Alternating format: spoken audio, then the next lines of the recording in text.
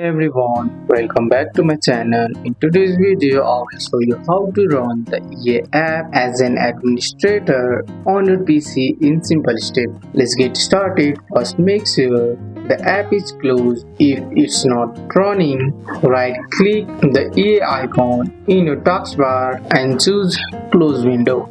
After that, right click on the EA app icon. A small window or menu will pop up. From the menu, click on Run as Administrator. A small window might pop up asking for permission. Click Yes to allow the EA app to run with administrator right. The EA app will open with full permission, which can help solve problems like missing updates, error while launching games, or connection issue. If you want the EA app to always run as administrator, you can set this permanently. Right click the EA desktop exe file again and select properties. Go to the compatibility tab, then click the box that says run this program as an administrator. Click apply, then OK. From now, every time you open the EA app, it will automatically run as administrator. And that's it.